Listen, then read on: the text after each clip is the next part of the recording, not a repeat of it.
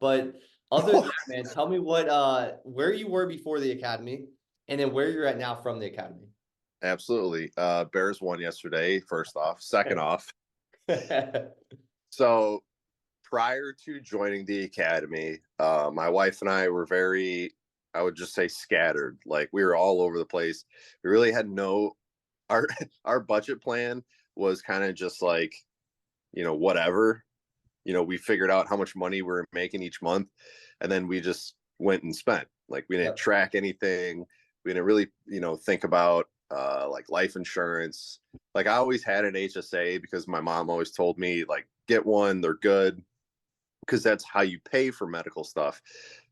But I didn't know the better part of it of being able to invest with it. So that was just like a huge thing that we learned also. And it just really opened our eyes to tracking of where the money's going, how much we're actually spending in certain areas like grocery, gas, miscellaneous, how Hmm. much we spend on our monthly bills. And then like when you actually see that number on the bottom line, you're kind of just like, wow, like we need to tighten things up like quick because Yeah. we weren't spending more than we were making every month, but it was like we're spending way more than we should. Hmm.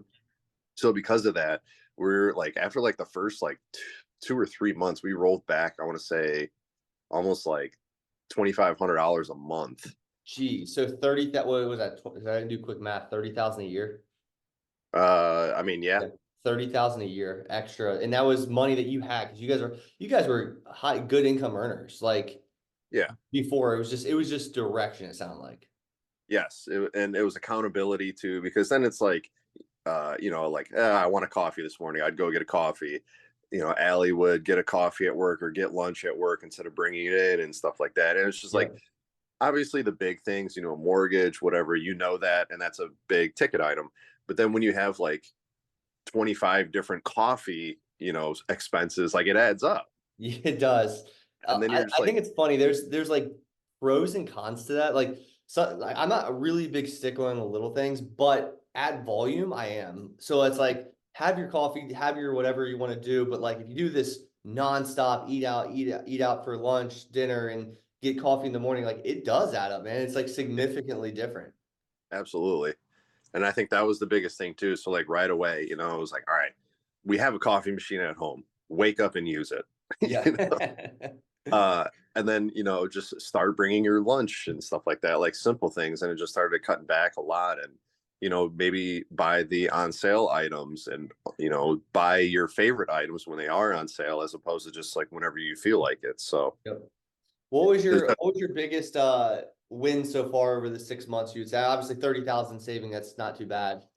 yeah, I mean, I'm gonna do the math real quick while you tell me that, but I'm gonna figure out what 30,000 extra invested is. Obviously, for a long time, let's call it 20 years, 35. So $2,500 a month at let's call it market returns for 20 years. That's an extra like $2 million.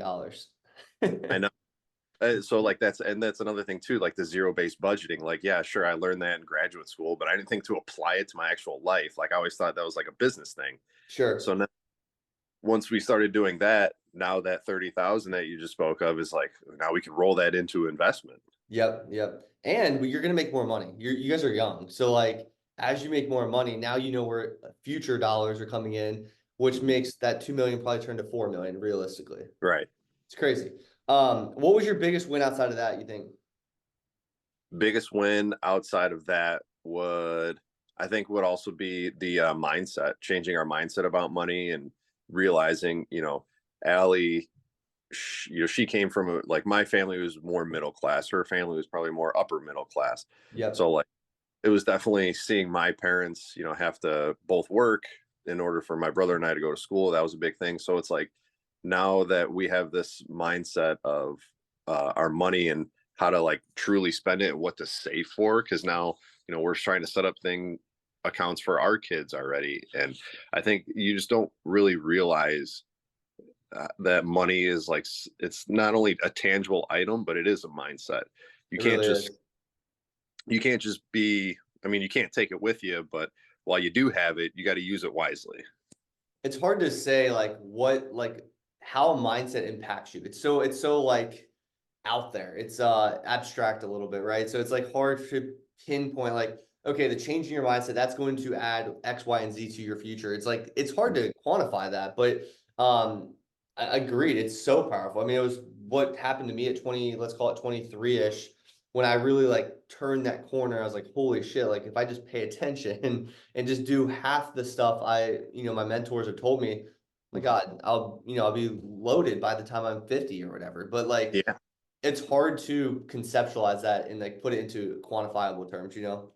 I would say another big win too was switching the mortgage over to biweekly payments, because now, we're going to save like hundreds of thousands of dollars in interest. 7 years at least. And we paid off one. So last year we paid off a year. So we went from 30 to 29, but Amazing. now we're doing the double payments. Another win, I would say, is just, yeah, opening up the brokerage accounts too. Cause honestly, our saving or our investing was putting it in a savings account, and the savings account wasn't even earning 1%. Oh, wow. So you guys weren't even doing the investing side before this. No. So not only did you get money back, extra money, but now you were investing that money. So the 10% return, let's call it historical market returns, weren't even a thing prior to this. No. Amazing. So that, I mean, again, hard to quantify that, but multiple millions. Yes. Like literally multiple millions. That's phenomenal, man. I'm proud of you guys. You've taken huge strides. What would you say on the beginning when you guys met with me, or when you guys were searching the, let's call it, market? What about my program intrigued you, and what about it was like, hey, is this guy a scam? So, I mean, obviously, you see the videos, you hear the talk. Now it's like, all right, talk the talk, walk the walk. So we did. We did a little background check on just like you, and saw like the articles, and we're like, wow, you know what? One, created a program. Two, he did the program. Three, it worked. Mm-hmm. So, okay. Then we called Tom. Tom's a sweetheart. He you know, really is. and I think the best part about it was he was just like, if you guys, don't want to push you guys to join this, it's your life, it's your money, you want to do what you want. But I think this would definitely help you. So then finally, Allie and I talked about it. We're like, yeah, we'll do it. And I think the thing about it was, number one for me, coming military and being structure, is the accountability. And I Mhm. think that was the best part, is how like you have like specific like assignments to do every week, whether it's like join 2 calls, ask 4 questions, Yep. but then it's like we had to do the 3 month look back, and like you really do a deep dive in your finances and understand. And it's just like, wow, like this is tremendous knowledge, and something that they don't necessarily teach you in school. They don't teach you in life anymore. It's like, had we not done this, I don't even think we'd be ready to be buying a house in like a year or two. That's incredible, man. The house is huge too. That's a huge win. What would you tell somebody that's skeptical, sitting on the sideline, ready to take the leap of faith, but just not really sure if this is a good fit for them? If they want to be an alpha dog, they got to do it. I like it. No, so if they are skeptical about it, I would tell them, I'd be like, well, do you even know where your money's going every week? I'd say do a self-assessment first. Yep. Write down, do 1 week of everything you did that week, what you spent it on, and think if it's crazy. And if you can't get control of your finances, definitely do this. And secondly, are you investing? Sure, yeah, you could watch YouTube, TV, do whatever you want. But like the fact that because it's not really spoon fed, but just like the input of knowledge, just like over and over and over. And the fact that you put even your own trades up, like there's Hmm. just so much like assistance that it's hard to. The program's 6 months long. By the time you're done and you graduated, you've gotten your return on investment. Like that's the best investment ever. And now you have this knowledge for life. Yeah, that's the compounding effect of education. I explain it a lot. Is like, sure, is it an expense up front? Yeah, but I look at it as an investment one, because the compounded effect of that investment that you make, because like you can make investments in all sorts of things, your health, your education, your stuff. You can do it in stocks, you can do it in real estate. But if you're playing a guessing game, it's going to burn you. And so if you go to a financial advisor, you're going to pay them 1 to 2%. It's like Yeah. that's hundreds of thousands of dollars. A 1% fee is 28% of your wealth. I'm like, Right. dude, like, come on, like, you gotta like realize the differences here. But it's hard to sometimes get that across to the masses. Like, they just don't, it doesn't click like that. And I try to Right. make it click as best as possible. I'm Doing as best I can, I promise. No, and I would also tell them too. I mean, my situation, everybody's situation is different. You know, Allie and I both work. You know, we both make decent enough money, but then there's people like Wendy in the group who have graduated school and now they've paid off their loans, their cars, and stuff like that. And had they Great. not done that, they would just be swimming in debt. Mm-hmm.